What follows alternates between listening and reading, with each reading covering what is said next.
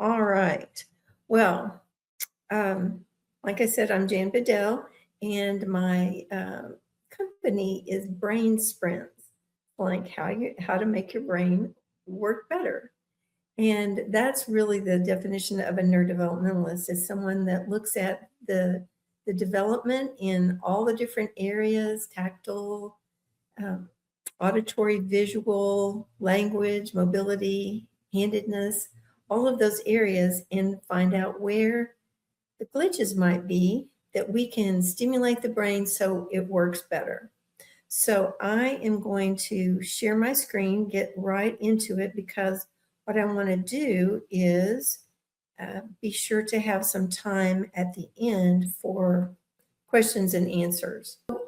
We're looking at taking children that might be struggling, which oftentimes are adopted children, and to thriving instead of just maintaining or just living at a lower level. So every child has their unique story. And of course, adopted children have an extra special uniqueness to their story in that they are not with their biological parent. And it's interesting what I found, that even when the children are brought home straight off the delivery table, they still have what we term trauma. There's some abandonment, rejection, those kinds of things that are actually trauma to the brain. So whether they're a foreign adoption and they're older, or if they're, again, right off the delivery table, oftentimes parents think that's the huge piece of it. And of course, the sooner they come home, the better, that's for sure. But it's not the whole story. When you have a child that's foster or adopted, typically, especially in the United States, we offer health care and counseling and classes for the parents and caseworkers, educational help and respite, all kinds of benefits to the family. But it's not often everything that they need, for sure, because really we're looking tonight at a different perspective. Instead of meeting the physical needs of food and a roof over their head and the emotional needs of love, we're looking at a different perspective, in that the foundation for life is the brain. The brain controls everything we do. So we have to really start there. So I'm going to share with you tonight and help you understand the importance of the neurodevelopmental approach to life. And that may be something you have not ever heard of. And so I'm going to help you with paint a broad brush on the overview of the neurodevelopmental approach, and also equip you with some information to help unlock your child's full potential. To do that, I'm going to ask you to think differently. And we'll be talking about that along the way, how we can think differently. Now, I first wanted to start with the effects of trauma on the brain. Just a quick brain anatomy. It's not going to be too in depth, but in case you don't know about the makeup of the brain, we've got brain cells, which is this dark part in the middle. And then we've got dendrites, which are those things that come out from the neuron itself. And then the axon. And when these actually cause pathways to develop of functional ability. But when the brain is traumatized, and this could be a high fever, it doesn't have to be adoption, it could be many different things. High fever from an illness or something like that could cause this as well. But there's a wash over the dendrites, because part of the brain says, I have to stay alive, and it's going to do whatever it has to do to to keep that person alive. So even if it has to wash out some of those dendrites, like you see here, if that first one was where it had already developed, the second one was where there's a lot fewer dendrites. That means that those connections or those pathways are not workable anymore. So I wanted to tell you a story of an adopted child. This is Sam's story. And this is a real life example of how love and just the traditional care is not enough.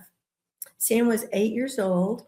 She suffered from a really severe separation anxiety. Her mother literally had to go from one room to the next saying, Sam, I'm in the laundry room now. Sam, I'm in the kitchen. She had to narrate everything she was doing so that Sam didn't just freak out. She had been in counseling for quite a while. She was 8 years old, and they really weren't getting anywhere with the anxiety. When they started on the neurodevelopmental approach, we worked a lot on this lower level brain organization. And what that does is connect the part of the brain that is nonverbal, where the trauma took place, with the part that's verbal. So she was able to share with her counselor. She came home or went to counseling one day. No, she was at home, I'm sorry. And she told her mom, because she was really freaking out that day. And she finally just blurted out, "You don't understand. When I was little," because she was adopted at 2.5 from I think it was a Russian adoption. And she said, "You don't understand. When I was little, I cried and nobody came." When they got to the counselor and told her that, they just made tremendous progress after that because she was able to get those emotions out. And then they were able to deal with it. But if those connections aren't made, oftentimes those emotions are locked up in there. So what we want for our children, these are just some of the things I thought of that you might relate to. We want them to be able to relate logically to the world and be well adjusted, stay on task when they're at home and when they're at school, be able to follow directions and develop study and life skills and learn with ease. That would be our hope for them, right? So what we're talking about there is an analogy of a house and a good foundation. If the house has a good foundation, then the walls go up easily, the tile is even in the bathroom instead of crooked, the doors open, the windows come up. All of those functional things happen with a good foundation. If there's a shaky foundation, then the whole thing just starts to implode. First, there's cracks in the walls, and then it just deteriorates and is not functional. So our brain is kind of like this. We have a brain foundation that we want to build that will make a huge difference in the child's functional ability. So I talked to you about already thinking differently. And to illustrate that, I want to just share with you something that I didn't know for a long time, but now I can't see the difference. I can't help but see the difference. So this is a common logo. You see it all around. Lots of with Amazon, there's lots of this buzzing around. But did you know there's something hidden in this logo? Until somebody pointed out to me, I did not know there's an arrow in this logo. Now, when I look at this logo, what I see is I see the arrow. You know, as a neurodevelopmentalist, when I look at a child and I hear the symptoms, I immediately look at what is the root cause of that. So just thinking differently, something that's in plain view, oftentimes is hidden to us until it's pointed out. Now, I'm going to talk a little bit about brain plasticity. If you're not familiar with that word, it's just the ability of the brain to change and grow at any time, any point in life. Now, we know this is possible because we may know a stroke victim that regained function. They had the stroke, they couldn't do this, and now they can. That's what plasticity is. Now, we have 3% cell bodies, 97% of our brain is connections. Now, how do those connections happen? They happen through stimulation that forms the connection, and then we get function from those connections. Building those pathways brings us function. Now, what we usually do as a society is we look directly at function and we want that to change for the better. And so we focus right on that. But what we're going to talk about tonight is oftentimes those things don't change unless the connections change, the pathways change. So to unlock the full potential of a child, we have to put input into the brain. Now, oftentimes our society are very focused on output, especially in academics. We're always wanting them to fill in the blank and answer the correct question correctly. But if the child has not had good input, they're not going to have good output. If you just think of maybe music that is from Mozart and you put that script in front of them and you ask them to play it. Well, if they haven't had input about what the notes are and where they relate on the piano, then they're not going to be able to do that. It's the same kind of thing with really anything in life. So we're going to talk about the 3 keys to inputting information into the brain. The first one is frequency. This is how often something happens. So we'd like to tell them one time and they've just got it, but that's really not reality. They need to hear it or see it or say it or experience it often. Intensity is how strong the information comes in. And if there's some emotion or some interest on the child's part, it's going to come in a lot easier and faster. And then duration has really 2 parts. We encourage short periods of time for that input coming in, but then over time, often. So let me just give you an example of plasticity that happened. This is not particularly an adopted child, but just an example of how this can really work. This little boy's name was Jim. He came home from school one day very discouraged, threw himself down, and didn't even talk to his mom, just went right through the room. And she thought, well, that's pretty rude. And she went in there to check on him, and he was just distraught. The teacher wanted him to write in this particular way. And he said to his mom, how can I write when my hand feels like fluff? And she goes, your hand feels like fluff? And that was his brilliant way of describing a poor pathway from his brain to his fingers to be able to move that pencil like he wanted to.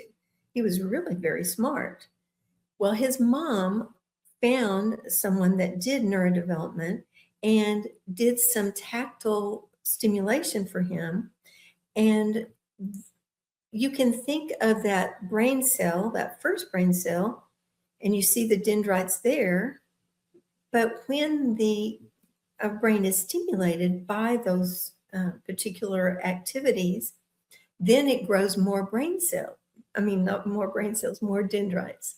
So, but you can tell by this picture, if you look at the one on the right, how that cell is going to be able to easily communicate better than the first cell because it's got lots of pathways that it could go in. So it's kind of like a road in a city, and maybe they're putting in new roads and you get there faster when you take the loop around, or whatever the road is that they're adding.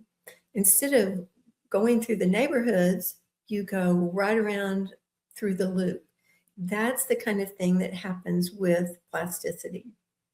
So what happened with Jim, is that he became a dentist working with both hands at the same time. And it was all because those new pathways were built for him. So his hand didn't feel like fluff anymore. He could really use them. Now we've got 86 billion cells in our brain, basically, and we're always creating new dendrites with new information that comes to the brain. This is what just an example of what a pathway would look like when the dendrites from one cell connect or get close to the axon of another cell. Then they are able to make that pathway.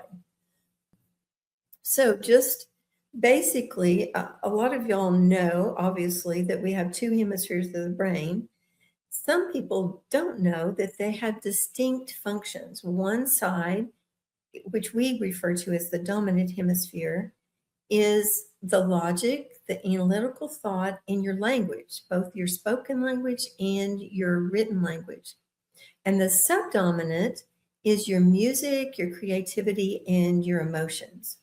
So what we want is for them to be able to use the different parts together, and the communication between the two hemispheres be adequate and working well.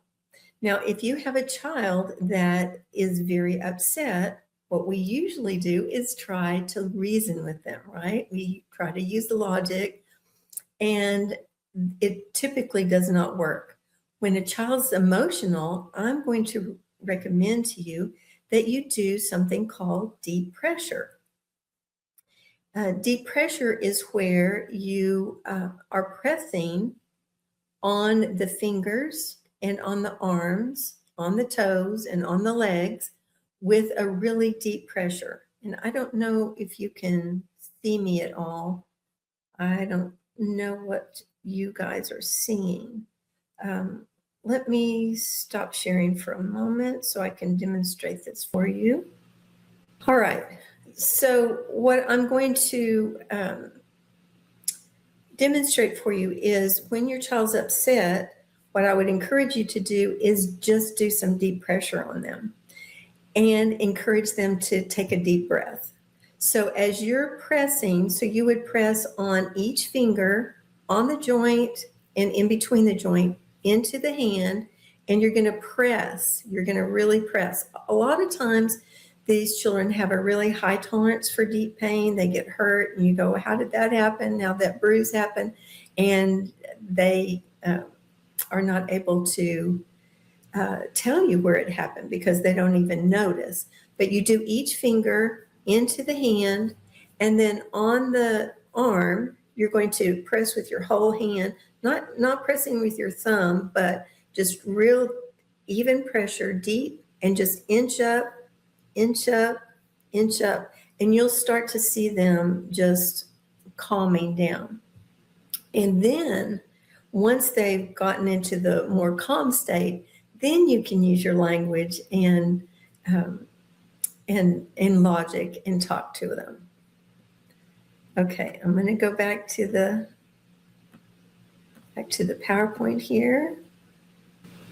So just know that these two hemispheres, if everything is lined up well, organized well, then these two hemispheres are going to work well together. If the dominant hemisphere needs some creativity, it can cross over and get some, and vice versa. So I wanted to tell you a little bit about another adoption story. This is Isaiah. I worked with him. He was about 9 when I first met him. And he was constantly berating himself. He would just talk bad about himself all the time. He was always comparing himself with his siblings who were not adopted. He was negative about everything. And because he had such fear of failure, he wouldn't try anything. He wouldn't try to read. There were homeschooling. There were many things that he wouldn't try. And this is what his mom said at one of the feedback that I got. She said, mostly all good days, able to de-escalate on his own and recover. He's been so affectionate and willing to receive affection. Before, he wouldn't even get a hug. He is the most well-adjusted he's ever been. Learning has been going well in the past 6 weeks. September and October were very, very, very rough as our foster baby prepared to leave. So this was a family that not only adopted, had biological children, but also fostered as well. There were days Isaiah could not remember letters and numbers or math problems, but a week after she left, he rebounded and was able to take in new information again. So very interesting. So she was fascinated by the neurodevelopmental approach and what it did for her son. It just made all the difference in the world. I was excited to see that.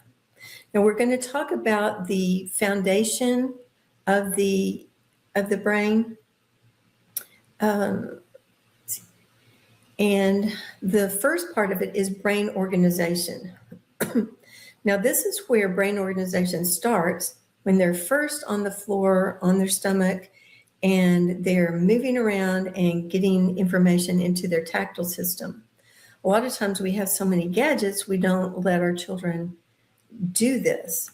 Now, these are what I would consider God's created order. You start at the lower level, like I said, where they're just moving around, getting that tactile information, crawling, doing cross-pattern crawling, which helps the two hemispheres communicate, creeping, and then on up to the higher level cortex area.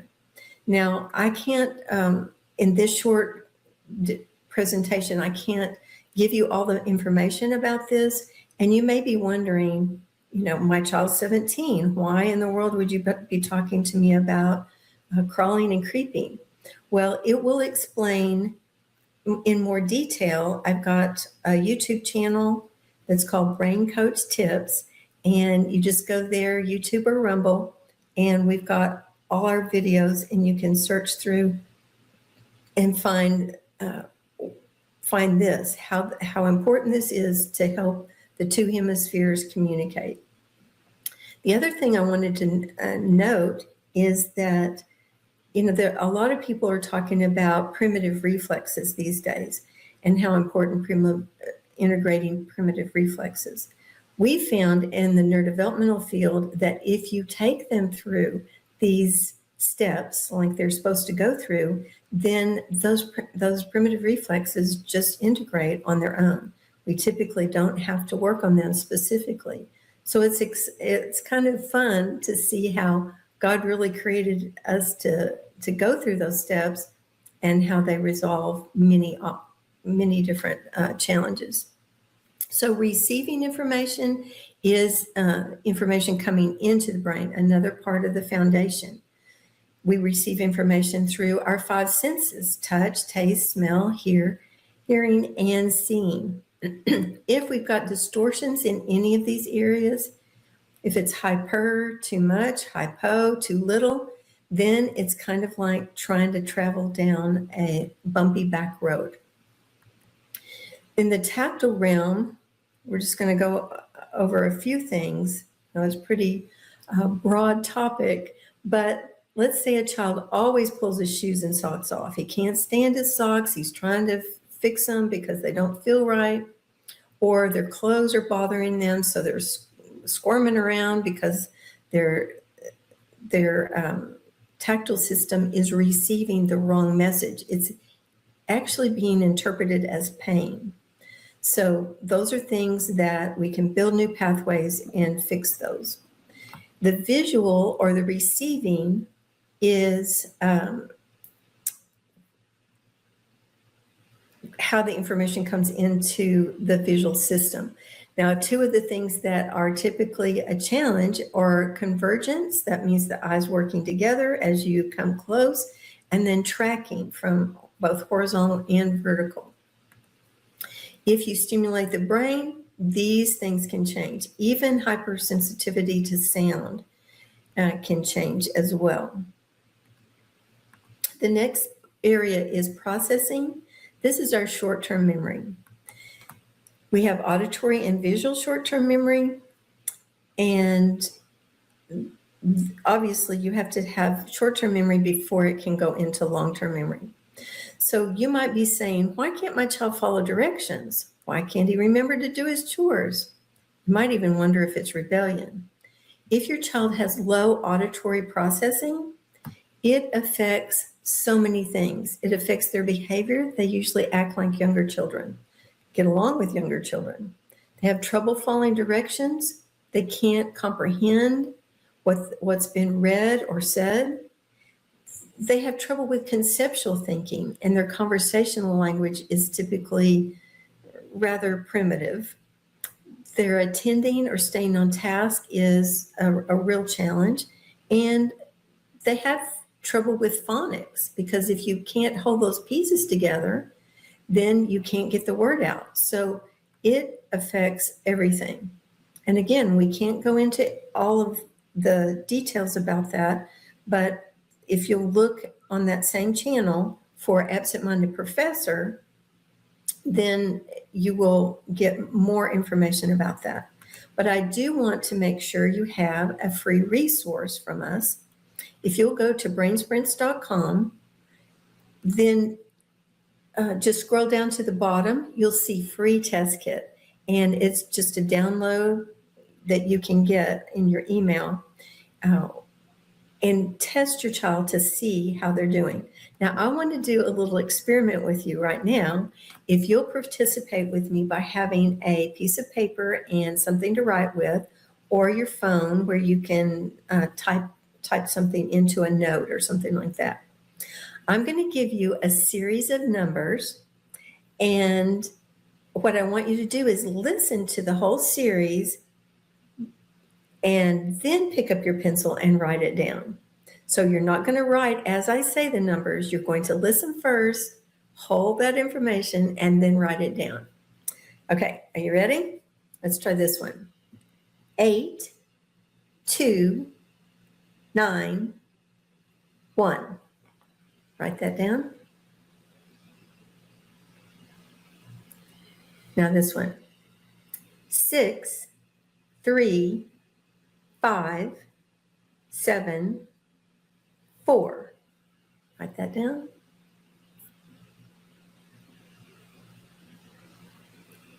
Let's try this one. 9, 1, 8, 2, 0, 3.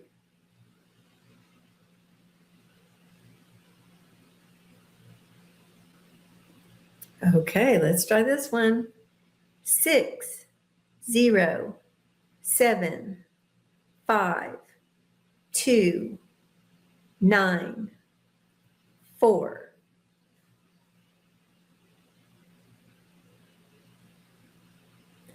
Okay, when I'm doing this in a convention setting, I tend to get a lot of worried looks about now, but we're going to try one more. Are you ready?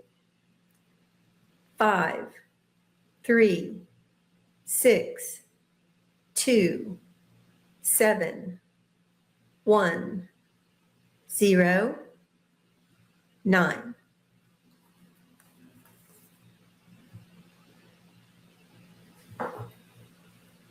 All right, so I can't really see the chat right now with the PowerPoint up, but if you'll just put in the chat how you felt when the numbers got too large. Just put that in the chat. We'll look at that later. Oftentimes I see things like anxious, or what's the use, or different things like that. It's just a little overwhelming. So with that in mind, how you felt, if the numbers got too big, typically they are when we get to that level.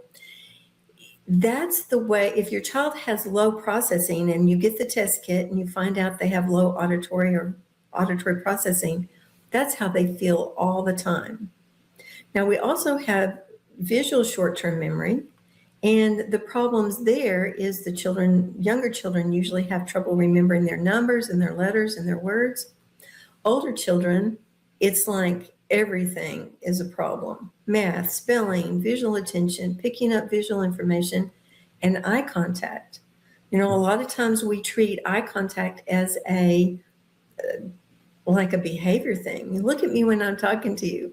But if they're having problems with their visual processing, then they may not be able to look at you. That's another topic that is very much explored on our website.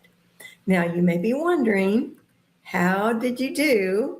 So here is the key to what I gave you. They have to be in the same order, not only all the numbers, but they have to be in the same order for them to be a correct answer. So if you transpose some or something like that, then that's not a correct answer. Now, you want to be able to, a 7-year-old or anyone older than 7 up through adulthood should be able to do 7 numbers. That's D. So if you got that, congratulations. If you got the E level, then you're really doing superior. Now, the way we develop auditory processing is through listening. So the more you listen without the book being shown to you, without the pictures, just listening, the better the processing. And then if they can't listen to you read, they could do audio stories. Those are 2 ways to work on it. And in the test kit, it's going to tell you more of those things. Now, the last area of the foundation is the storing of information. You might have asked yourself, why does my child know something one day and not the next? Why does it take him so long to do everything? And why can't he remember things on a test? Well, we believe it has everything to do with dominance. And dominance starts with your hand. You typically have one dominant hand. Some people are ambidextrous, and some are genetically ambidextrous, and some are just lefties that the right-handed world has been hard on them, and so they use both hands. It's really best, even if you're genetically mixed, if you're genetically ambidextrous, to pick one hand to do most everything with. And then if we line everything up on that same side, the eye, the ear, and the foot, then that makes things more efficient.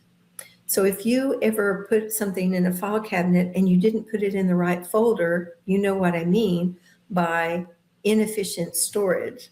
You know it's in that second drawer, but you can't find it because it's not in the right folder. So what we found is if your dominance is off, if you're right-handed and left-eyed, you're putting your information in the wrong place and it makes it hard to find. Now, here's some general things about someone that's mixed dominant. Their emotions run on high. They lack analytical thought and logic. They have letter reversals oftentimes. They're typically very emotional, easily upset, hard to calm down. They could even have some stuttering or stammering because they're trying to use speech in their dominant hemisphere and looking for it in the other hemisphere. And again, it's that inefficient filing where it can't find the information. And for a test, you add stress onto mixed dominance and they can't find what they need. So the last step in the brain's foundation for life, after they've received information, processed, stored, is utilizing that information, using what's in that brain that they have received and put in short-term memory and put in long-term memory. So basically you have a little sports car that is raring to go, but sometimes it's hindered by this inefficient brain pathways that resemble how a sports car would travel down a back dirt road. So this could be emotionally bumpy. It could be physically, they're not coordinated, or again, that tactile defensiveness, or it could be even academic as well. What neurodevelopment looks to do is build that freeway for that sports car to go down. Now we're going to take some questions at the end, which I'm very close to the end here, so we can take your questions, and I'll stay over as long as you need me to. But one of the things that we offer is what we call parent coaching, an in-home program. Parent coaching is basically you're the coach, helping them to know what to do, what kind of activities to do, and it's done in your home, which is much more affordable than any therapies or things like that. And I'll have to say it's more effective in my view.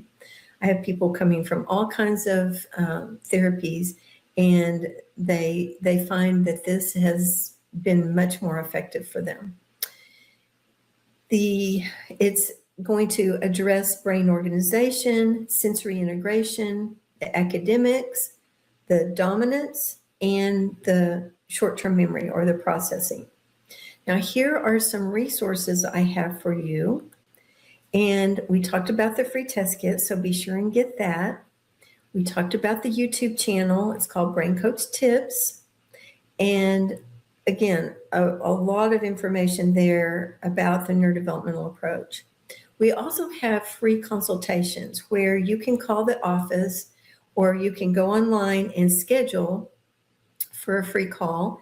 And Bobby is usually the one that does those. She'll call you and talk about your individual situation and find out what area is best for you, what direction would be best for you.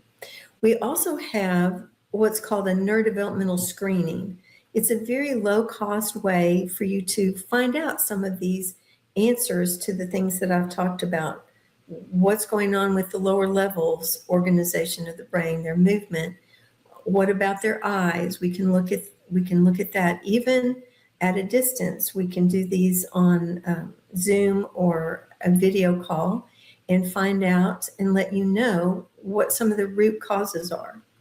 We have a code that is called ADOPT20, and you would just put that if you wanted to request a screening, which you can do on our website, brainsprints.com.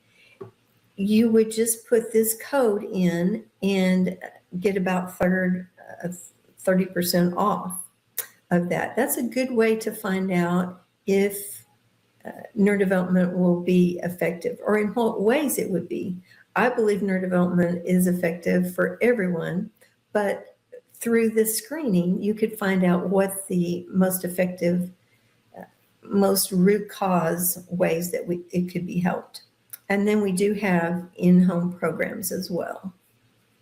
So I'm going to stop my screen share here. And we just want to open it for questions.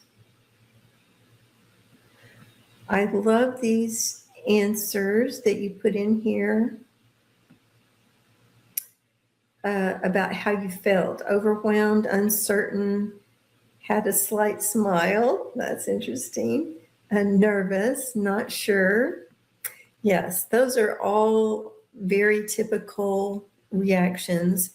So when you have your child and you give them some instructions and they kind of look at you like the deer in the headlight, then you can go back to that feeling and go, oh yeah, maybe I'm going to have to break this down. So I would love for you to have your cameras on if you'd like. If not, just your microphones. And instead of putting it in the chat, let's just talk. Carrie, did you want to start? Or Elizabeth? Go ahead, Carrie.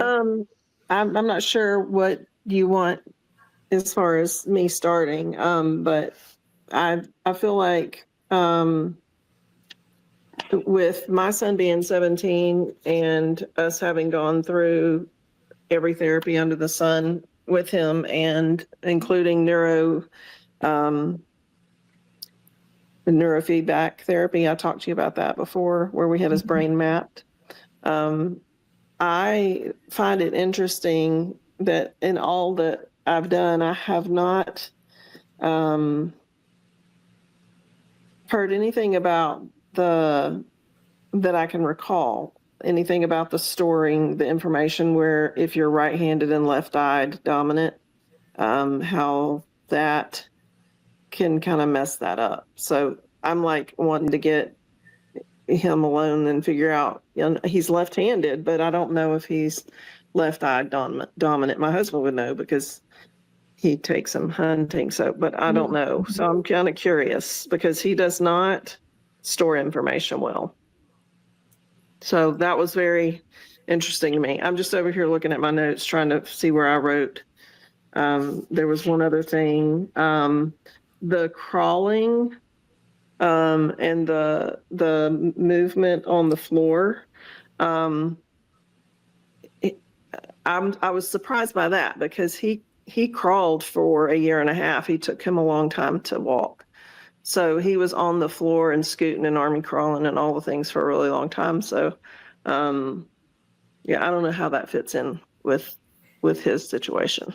So it's not everything I talked about is for applies to everyone, but Yeah. it's areas that we look at. When you said scooting, did you mean like scooting on his bottom, sitting up and scooting?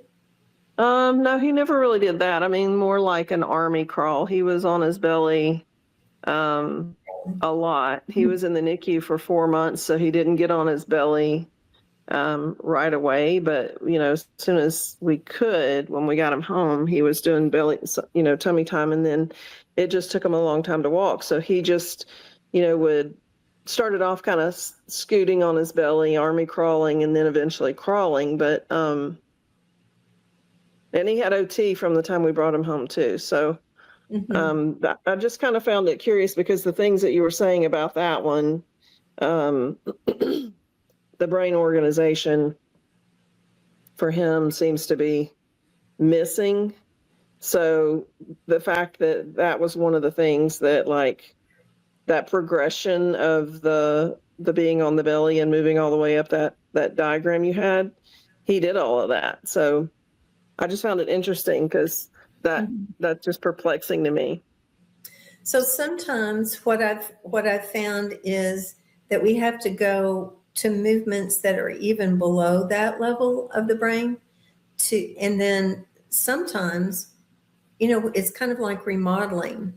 You do that lower level work even below that. Yeah. This part that was there kind of falls apart and then it rebuilds even just stronger.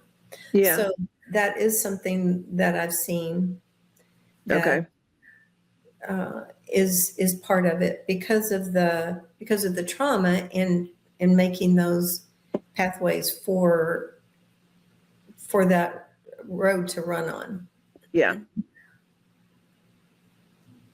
Okay. All right. Stephanie, did you have a particular question or comment? Just celebrating. So my son's 31 now, and he was on program for a very long time. So I watched him go from stuttering and reversals, no nonverbal when we started 3.5 too, all the way through. We did program for a very long time. He had significant damage as well. He had a pupillary response delay that was almost 2.5 seconds, so close to the brainstem. So I just want to encourage everyone. I mean, we were on program for a very long time. His life as a teenager was everybody came to our house and did program because he had so many different issues in so many different areas. Now, he did crawl, he did creep as well, but he had missing pieces all the way through that we had to go back and basically complete where there hadn't been development. And I had to do it with him. So I had to get on the floor with him. So no matter how extreme or how mild, let me just shout and say, it took me doing it with him. I had to move my arms with him. I had to do the exercises with him. But there were pieces missing that we completed. And now he's 31. He's living on his own. That would not have happened. He would still be wearing the earphones. He still would have been all of the things that you can picture if you think about an autistic child. He could not handle sound. He had extremes. He is normal, typical. The people that didn't see him as a child know that. So I want to just shout out and say, thanks, Jan. You're amazing for explaining that. I just want to say it's absolutely, it took some time. It's not a pill, not an immediate. It was building those brain pathways all the way through till, and so now I could do an 8 on the auditory processing because I worked with him for 4 years. So way to go, Stephanie. So I recognize you now. I didn't recognize you. It's been years since I've talked to you. So thanks for giving everybody some encouragement. Absolutely. Everybody has missing pieces. That's what I told when I was sharing our stories. Everyone has missing pieces. Let God right, redeem, restore. And this was how he did it in our lives. So we built slowly. We got everything on the ground. We did everything together. And as a mom, you wouldn't believe how different my processing is from when I started working with him. So just encourage. Yay. Just help everyone. That's great. Yay. Elizabeth, did you have?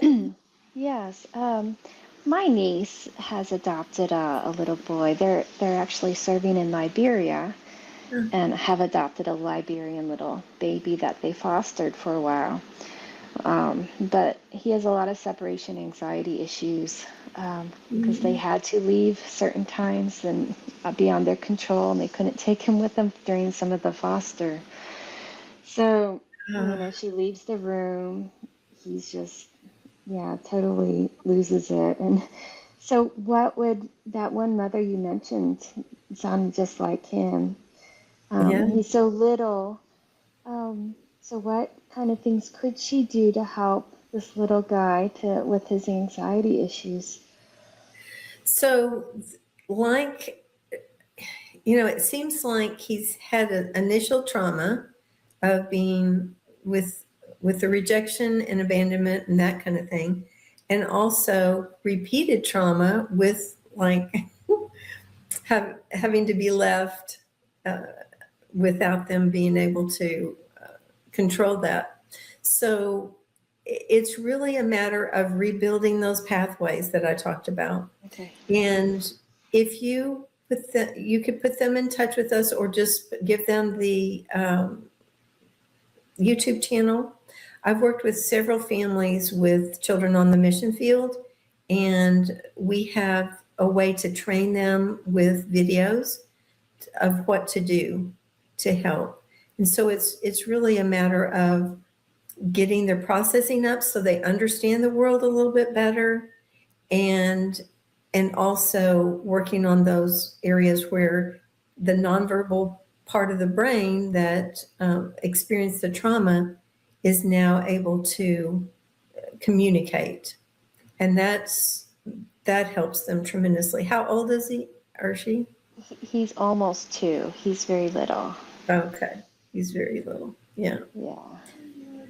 Yeah. It's him probably crawling on the floor and creeping. Mm-hmm. Probably will help integrate the brain and organize it a little. Yes. Okay.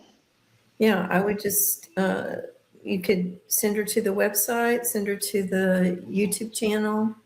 And it's really, it doesn't matter what age, from birth to 99, we still have brain plasticity. That's the exciting thing.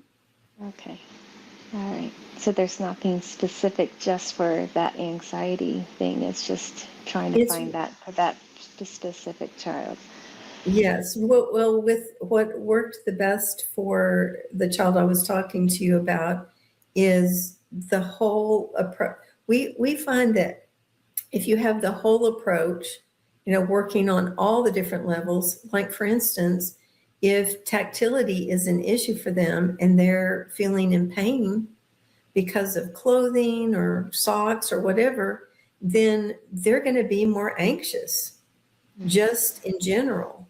And so getting that calmed down, getting the brain organized, you can work on processing with a little one as well, even though they're not speaking. You can, wave bye-bye. And they do that after you've taught it to them. If you just say it and then they do it, they're processing one right there. So it's a whole, that's the thing that I loved about this the most. After I found this when my daughter was 15, and we had gone to all kinds of specialists that looked at her under their microscope of training, which I can't fault them from that. That's what they were trained to do. But when I got the neurodevelopmental approach, I saw the correlation. If your tactile system is not working well, like in your mouth, how can you form an R? How can you move your tongue to do that? And just sitting in front of them and going, and they say, well, is not going to help. You've got to get the trigeminal nerve involved so that it's communicating, and stimulate the mouth so that all of those are building those pathways.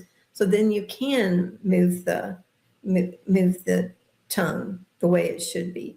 So it's more of getting to the foundation. What's the root cause of the situation? And then going from there. But I've seen a lot of healing happen from the lower level organization, even below the crawling.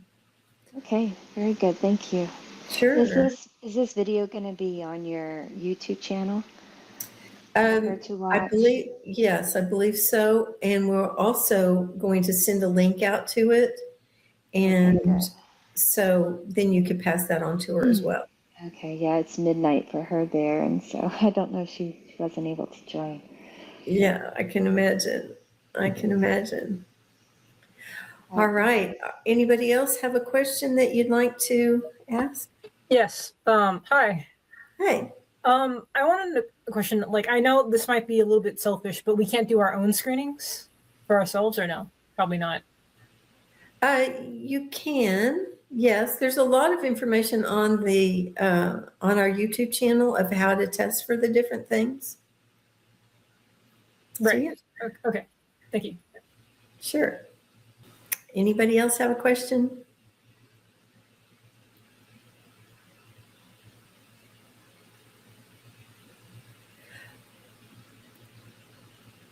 All right. You can always call. If you think of one afterwards, you can always call in for a consultation.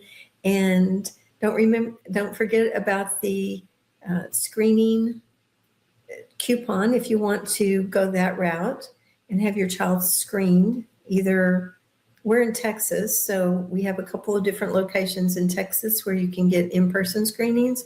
Otherwise, we just do them virtually. And that code is ADOPT20. And then the screening is $45. So if you're curious about that, with the $20 off. All right. Well, it was great to see all of you. The ones that showed yourself, thanks for that. And thanks for the rest of you attending. We will be sending out a link to this if you know someone that has a child that's struggling. we'd love for you to pass that on to them, and appreciate you being here. Thanks so much. Don't forget the test kit too.